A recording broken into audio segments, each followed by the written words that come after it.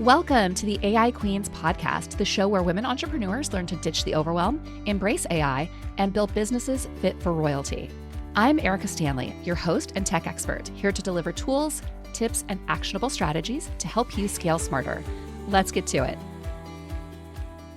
Hey, Queens. Welcome back to the AI Queens podcast. Today, my guest is Angela Mondloch from Saffron Avenue. Angela is a brand designer, a digital shop owner, creative mentor, and a founder. She's been doing this for, almost 15 years now. She's known, and I've been following her on Instagram for a while. She's known for her thoughtful, heart-driven design, blending custom illustration, typography, and an approach that favors restraint over trends. Beyond her client work, Angela also runs a digital shop of mock-ups, templates, trainings, and workbooks used by thousands of creatives. Angela, thank you so much for joining us today. Thank you. It's nice to be here. We're so grateful to have you. I want to jump right in. I like to start by asking my guests, because I know there is a ton of BS out there that we hear about AI, things that are causing women in particular to be hesitant about jumping in and using AI. And especially you and I are both in a creative field. And so I just want to ask you, what's the biggest BS that you want to bust for us today about AI?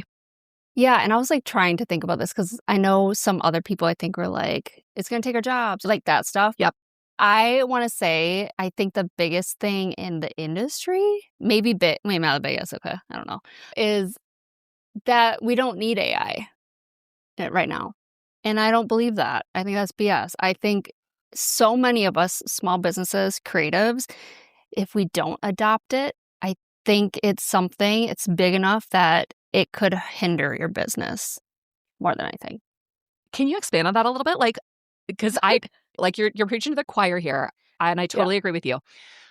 What do you mean by hinder people's business? I'm curious your take. I guess I put myself in a situation, being older, being in the industry for a long time, seeing things change and evolve. Canva got huge and people are like, don't want to use it. It's going to take our jobs or that type of thing. However, if I didn't adopt using Canva for my clients, it would have hurt my business more in the long run because so many clients need that for their social templates. So if I didn't learn it. So I feel like AI almost falls in that same realm of you don't have to necessarily use it when you're creative business, like creating images or whatever. You don't have to do that. But I think at least using it in your processes and starting ideas, I think is necessary for you to be able to stick with the evolution of where our businesses are going and what clients need. Does that make sense? Yeah, it totally does. And I agree with you wholeheartedly. So the Canva thing in particular, I talk to people all the time who are like, Canva's not a real program. Adobe is the industry standard. Y'all, It's 2026. Canva is industry standard now too. Yeah. And they're only getting better.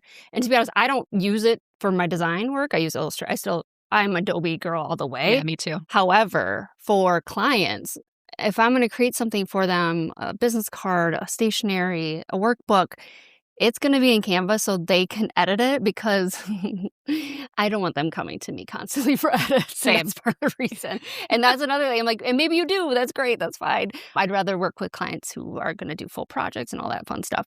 So yeah, I just think it's something that you can't ignore right now and say you don't need it because there is this fear of those people who say that they might be left behind in a way.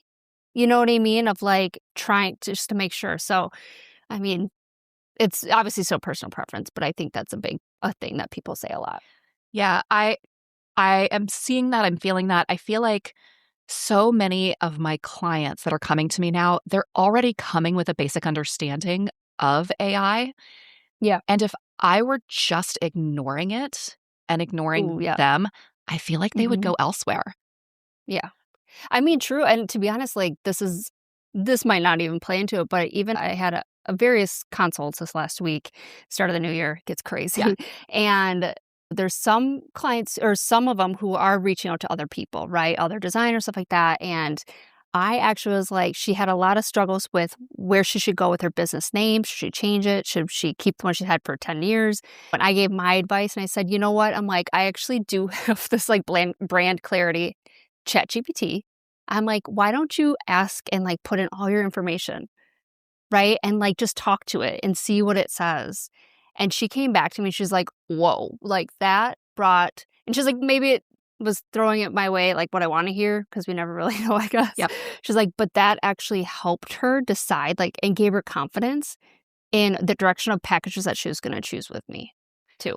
So I was like, how nice is that? That's awesome. Okay, so that's a custom GPT. Tell me a little bit more about this. Yeah, so it pretty much, and like I say, it kind of was inspired by your awesome CMO. Highly recommend the one that you have. I really do. I use it all the time. Thank you. It's basically going to analyze your business. So you put in your website, your socials, you can put in your like your inspiration, your brand inspiration board if you're like trying to figure out what that looks like, your Canva graphics, anything, pricing guide, you name it. Put everything in there. It'll ask you about like who your target audience is, like all those things you need to know about a business. And then it will go and analyze and see where there's like discrepancies or like confusion between these different things. So if your inspiration is way different than what you currently are using, maybe you need to update your brand. If your socials aren't aligned with your website, maybe you need to update your website. So it's like kind of guiding them into direction of like tips or tricks or things you can update in small increments to create more clarity in your brand. Oh, that's so cool. Okay, so you've been doing this from the intro. You've been doing this for 15 years. Mm-hmm.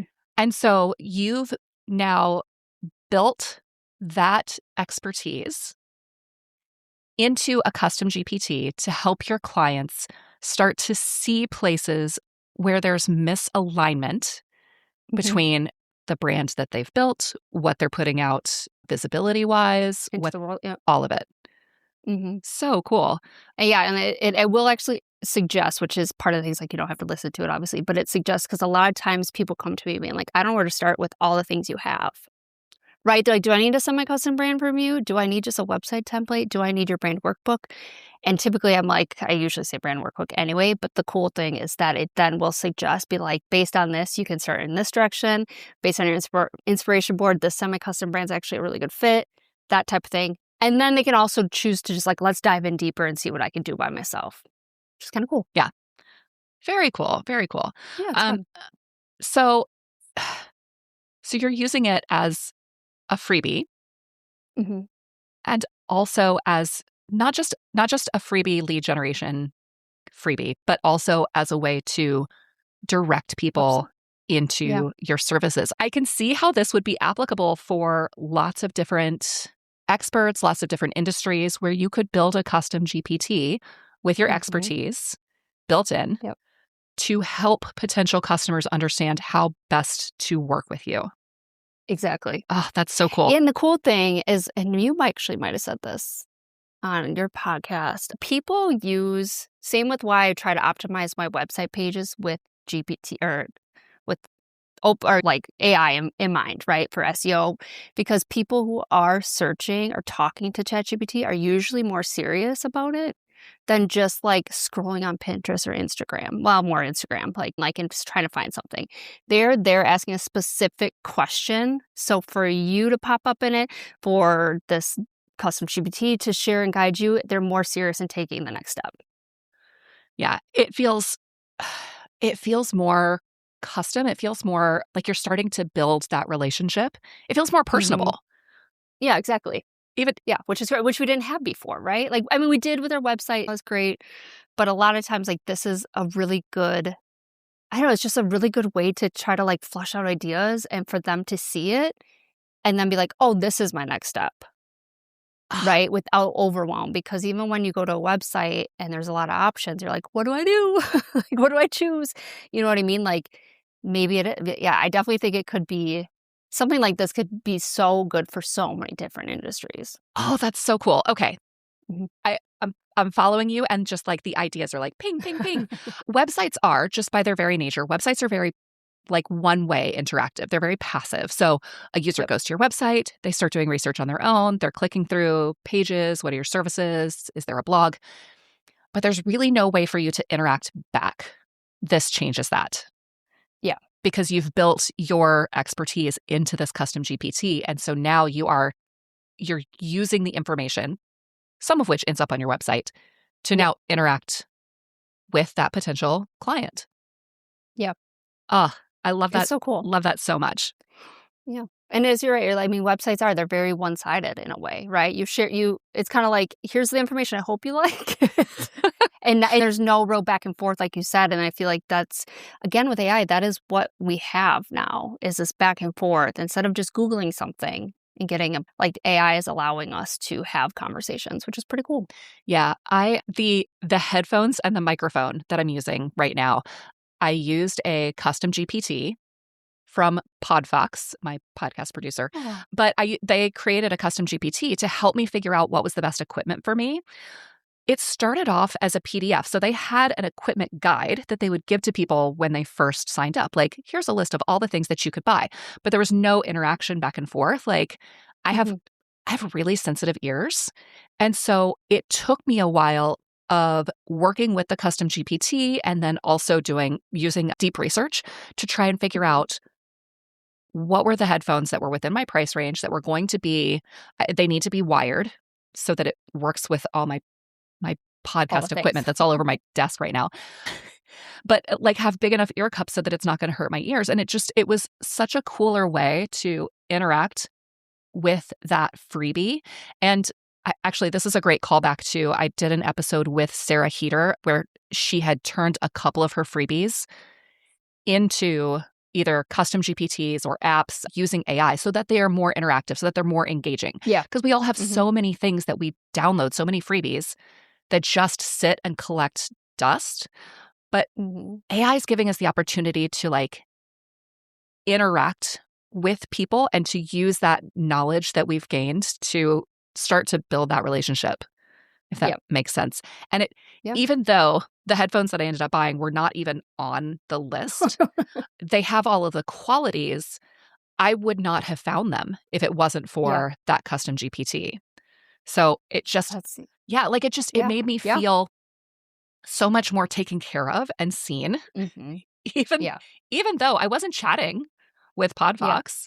And I'm sure your clients feel the same way. Like the woman you were talking about that put in all of her information and her brand board and like her being able to see, oh yeah, this is genius. I should have thought of this before. AI is bringing our clients closer to us just through the nature of us sharing our genius and putting that into a custom GPT, a Google Gem, a Claude project, all of those. So completely. As a creative, what else are you using it for? Are you using image generation? I feel like this is a touchy subject with some people. It is.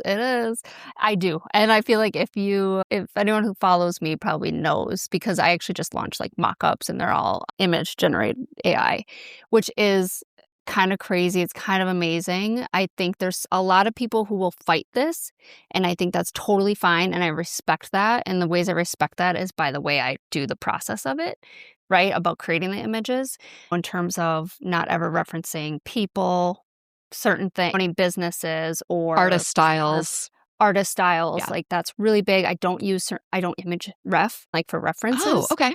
I do it a different way because I think that's another one that could be iffy, is if you do your own prompt, but then you reference some photographer's image. I think that could be iffy. So there's certain ways I do it. And I think the cool thing is like, I haven't even played with Nano Banana yet. And I know like that's just like, it's insane how much in just a year it's changed. Oh yeah. And even the cool part with my mock-ups is Midjourney has, are they called mood boards? Yeah, mood boards. Or something like that. Personalization. And you can, so I would find a bunch of like different styles, stuff like that. And I think the idea is that it pulls so the consistency maintains, right? With like photography styles. I mean, that was like a newer thing, but yeah, image gen, I love it because I always source free stock for my clients.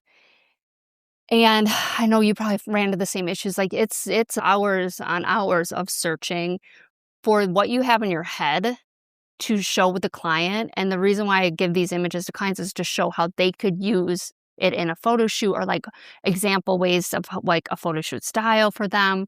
So they don't even have to use the stock. If they want to, they could pop it on their website. However, since doing custom images, it's been a whole game changer in terms of creating mock-ups that are literally aligned to this client. Like, right? Like if someone has a beauty line, I'm creating soap and creating a mock-up out of it. And to be able to do that before was so much work. Or a hotel with a tassel doorknob. Like I can do it now, and I can do it in an hour versus searching for 3 to find the right one. So I don't know if that answered the question, but I find it has elevated my offerings tenfold. Yeah. I agree. And I feel like the people within the AI space that I follow who I have learned the most from are the people who are using it in that way, almost as a replacement for the kind of mediocre stock that we were all forced into using over the years. Yep. Or the same old mock-up sites where you see the same, you see the same style, same Yep.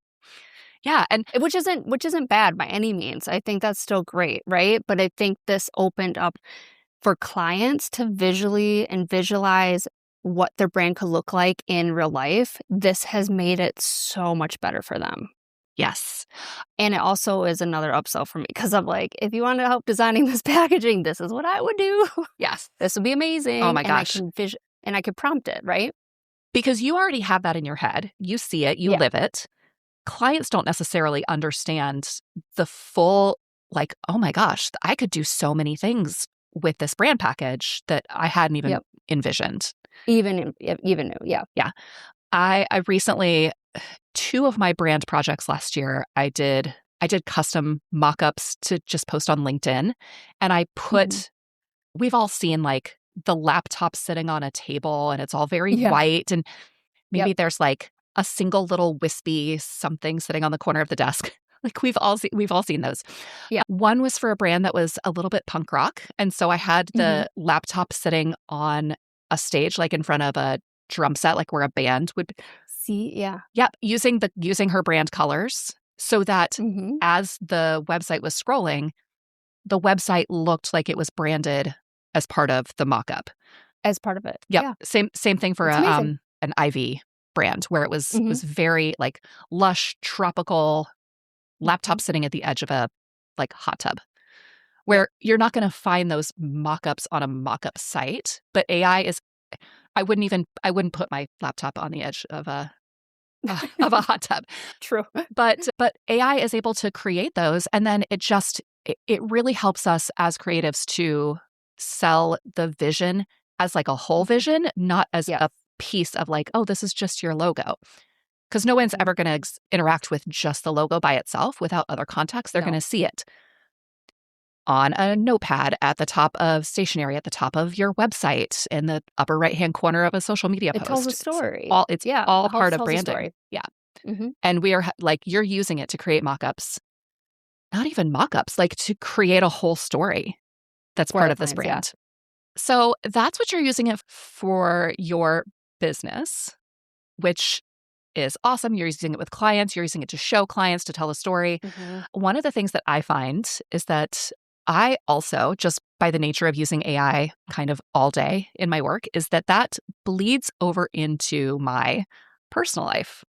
So I think I've seen in your stories maybe where you have been using AI for a couple of things non-business related. Do you want to share those with us?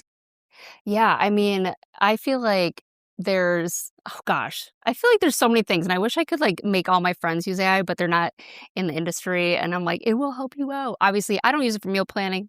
It's crazy. I used it I have miscarried a couple of times. Luckily, I'm now 3rd trimester.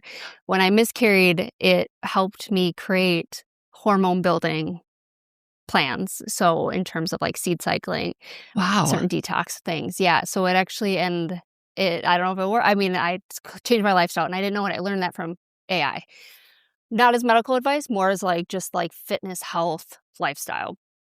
And then I have used it, which people loved, for when we want our 10-year plan. Our 10-year goal is to add on to our house because it's a small 2-bedroom farmhouse, renovated, but we want more space, and then garage next to us instead of 150 yards away or whatever it is, so far away, our garage. So I used AI to then mock up the garage. I used it to show a breakfast nook in my kitchen, and people died over it because it was so on point. It did such a good job.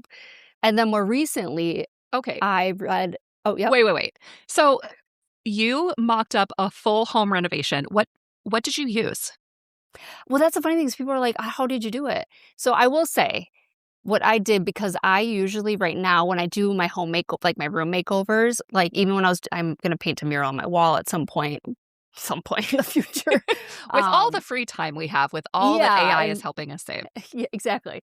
I usually put into Procreate. So I use Procreate for sketching all my logos, my monograms, all the things. Love it. So I will usually pull a photo in there and color over and just to see. So I did that for the kitchen where I just I want these floors, right? I colored over the cabinetry. So then I sent it over it was just ChatGPT for this one. I'm like, can you just clean this image up with my direction? It did. And then I added 4 images of breakfast nooks. And I said, to the right side of the kitchen, can you add a bump out breakfast nook with windows? And here's my inspiration. And it just did it. That was it. And it looked amazing. It's crazy. And then for the garage one, it did it on the wrong side of the house. So I just photoshopped to the other side and had to clean up. So it was very simple. And I don't know. It's so many people are visual. And when it comes to house stuff like this, seeing it in that way, it would have taken Photoshop hours on end of knowledge. Now people can actually just put in their inspiration in their photo and it'll do it for them. You say simple, but I also want to point out that you are using Procreate. You're using your artist's vision just for the kitchen. I did, yeah. And then you also used Photoshop to switch the garage. So yes, you are using AI, yeah. and you're also this is kind of what you do, and I love that you're mixing the two. And I'm like, mediums. It's easy, guys. I was no, it's not. I know. I just built an app yesterday. I built a brand new app. No big deal. No big deal. Yeah, so it's easy, guys. No problem. True. But yeah, no, I love that you're mixing the different things. My husband and I used AI to create our Christmas card this year. Oh, fun. But, and we put ourselves as a Hallmark movie poster. Yeah. But he started off ideating in ChatGPT. Then we moved it over to Nano Banana. Mm-hmm. Then, we've Photoshopped our Christmas card for years now. So we moved it into Photoshop. So I was using Firefly within Photoshop. Oh, true, yeah. Then he brought a camera because he's a photographer. So he brought camera, backdrop, lighting inside. So we took photos of ourselves, then Photoshopped it. So it was a whole process. Mm-hmm. So when I say we used AI to create our Christmas card, we used AI, Photoshop, real photography, different types of AI. It's a whole process. And I think that part of the thing that's holding people back is that they put in a request, they don't get out exactly what they want, and they're like, psh, this is garbage. I'm done. Bye. And that easily could have happened with me when Image Gen just started coming out, because Midjourney was just getting there, right? It was still not great. Yeah. The hands, everything was off. But I would spend hours rewriting a prompt. And a lot of people I don't think would have done that. Yep. Right? And sometimes I do. I just give up. I'm this one's a fail. And it happens a lot actually, where I'm it's just it's not working, and that's okay. So I move on to something else. But that is a big part. It is. You need to put the time in. Yeah, you really do. It's like anything else. It's like anything else. I sewed a couple of Christmas presents this year, and I have not pulled my sewing machine out in years. And I know it's going to take a few more reps for me to not have crooked seams. I don't know why people think that they should just be able to jump into AI and get instant results. Exactly what they you have to do reps in everything to get good at it. I think people think like that now more and more, but just because from technology everything's so instant, that instant gratification, that if you don't have that instant gratification, they give up, which is so sad. Yeah.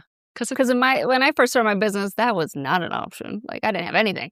So you just had to keep trying and keep working towards it and keep learning to get to that point. And now I think people are just like, I want it now. I want it fast. I want to make money. yeah, That's not that easy. there's a lot of, they're like the marketing tech bros. Like, here's how you can make all of this money on a digital product that you create with AI. Like, this is not the way. This is not I the way. hate that. That is so sweet. It's such bad marketing tactic. Yeah. I mean, no shade. If that's what you're doing, no, I take that back. Yeah, a little bit of shade. A lot of shade, actually, because I don't think it's right. Because a lot of people sign up for it, spend a lot of money, and false promises and like all the things. And you didn't use your brain to create the thing that you're selling. Mm-hmm. Mm-hmm. It's smoke and mirrors. It's the magic tonic from the 19th century. Like, completely. It's just all the same. Oh my gosh. Right back around to where we were 100 years ago. Great. Yep. Okay. So I love you're using it in your business. You're using it for personal. Do you see, I feel like a lot of people in the creative space feel like AI is going to replace us, that businesses are not going to need us anymore. Branding experts, creatives, web designers. Do you see a possibility for that? Or where do you see us? And I lump myself in with you because I do branding, design, web. Mm-hmm. Do you see a way forward for us, or do you really think that we're going to be obsolete? I personally don't think we'll be obsolete. And I think in the last year, with the boost of AI, we've seen it more. I mean, and the way I say we see it more is because I think people are yearning more now than ever for a personal connection. Just with social media technology, like even they say like in-person community events are more popular now than they were a year and a half, 2 years ago, because people want it. So I think when it comes to branding, yes, you're going to have those people who are like, I'm just going to use AI. Fortunately for me, that is not even in my market, right? That's not who I'm marketing to. Those aren't the people. That's where I feel like for me personally, I don't think it might take some people, but I do not think it's going to be a point where it's just going to remove designers completely. I don't think there's going to be a point where it's going to remove everyone completely, because there's going to be a lot of people who still want a personal connection. If that makes sense. It makes sense. There's a lot of them. And I totally agree. I feel like those weren't our people in the first place. Exactly. Those were the people who were going to Canva for their logo. Going to Etsy for a pre-made. You know what I mean? Like, those are just not my customers, my clients, right? Yep. There's a local coffee shop that just launched. They have what I can tell is obviously an AI-generated logo. And I don't feel any way about it. She would not have come to me for branding anyway. Yeah. But she might in like 2 years from now. She might. Or you never know. Like, that's the thing. It's like, because that logo could be reused and all, you never know what you're going to get. Yeah. And everybody's starting from a different place. Mm-hmm. So exactly.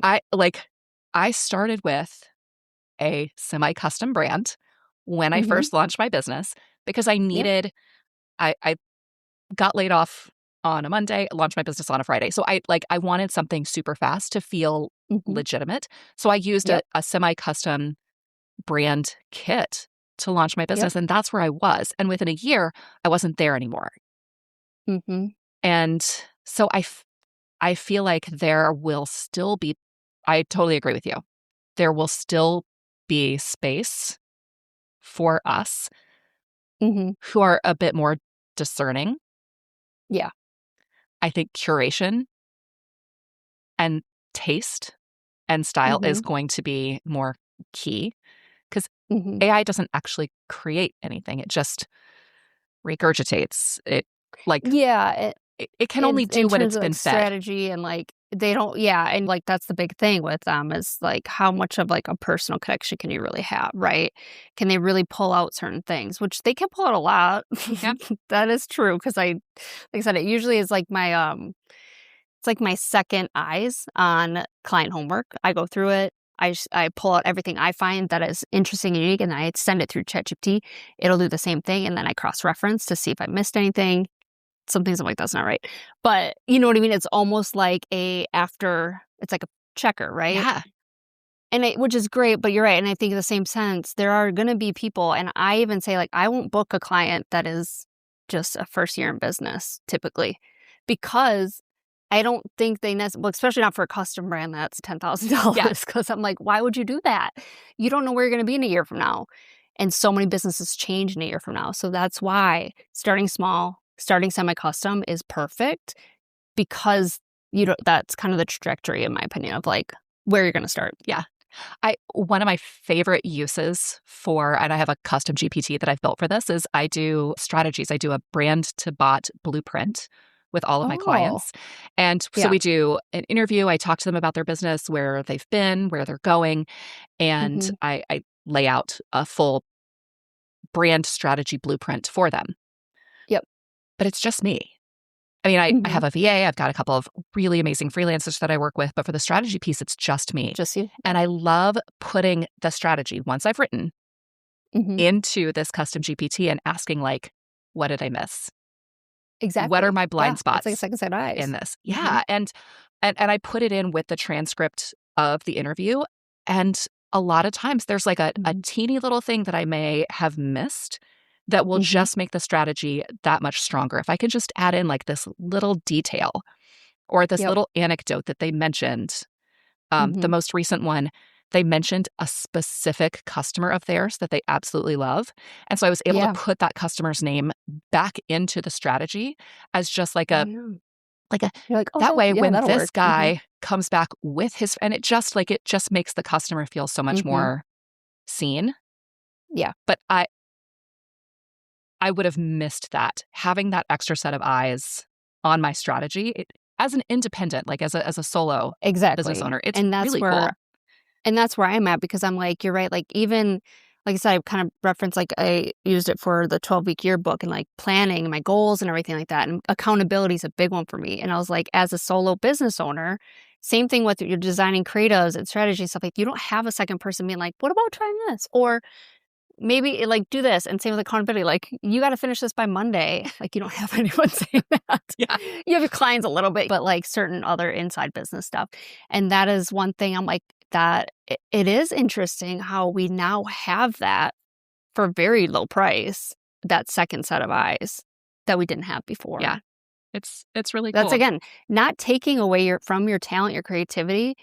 It's just like finding, like you said, those little missing pieces that you might have missed. Yeah. I feel like as a creative, the operations side is my weak point. Oh, yeah. And so having it for that has been really, really helpful. It's very much so. It's like having a little project manager over my shoulder that's like, oh yeah, don't forget about this. Yeah, for sure. Thanks. I would have. It's amazing. All right, Angela, if people want to find you, work with you, talk to you, where can they find you online? I mean, usually everything's saffronavenue.com or shopsaffronavenue.com too, but all my handles are Saffron Avenue, so definitely check that out. And yeah, I'm coming out with some video trainings, which is really, really exciting. It's out of my comfort zone, but because I've been asked for years to do mentorships, to do courses, to do all the things, I'm like, this is my way of doing it, is giving some training videos, pay to watch training videos, I should add in. So that's a big one coming up. And yeah, try out my brand clarity GPT. It's so fun. Awesome. Where can we find that? On my website. Okay. I mean, I don't know if you can link in the show notes however that I can works. put it in the show notes. I'll definitely do that. But yeah, I think it's just saffronavenue.com/brand clarity prompt. Well, yeah, I'll find it and put it in the show notes. We'll double check that. But when they go to your website, it's right there. It's right there. Is it in your link in bio? It is. And then on my website and my shop, I have a Start Here page that has it right at the top. Awesome. I love that. Making it super easy for people. Well, very cool. Thank you. Thank you so, so much. Thank you. Queens, thank you for joining us on this conversation. We've had a couple of creative guests, and I feel like it's just so validating to hear other creatives, because I know how I feel about it, about how it's, I mean, yes, there are ethics issues, and yes, it does a lot of steal from artists, but there are ethical, above board ways that you can be using AI image generation to really help elevate your business in ways that have been super hard up till now. And I love that about AI. And it's really nice talking to you, Angela, other creatives who are showing us ways that we can do that and still not feel icky about it. So thank you so much for your time. Thank you, Queens, for joining us. And we'll be back again next week with another guest. Thanks so much. Thanks for listening to the AI Queens podcast. If you loved today's episode, don't forget to subscribe, leave a review, and share it with a fellow queen who needs to hear this. Want more tools and tips? Join the AI Queens Society over at aiqueens.com and start ruling your business with confidence today. Until next time, stay bold, stay curious, and keep reigning with AI.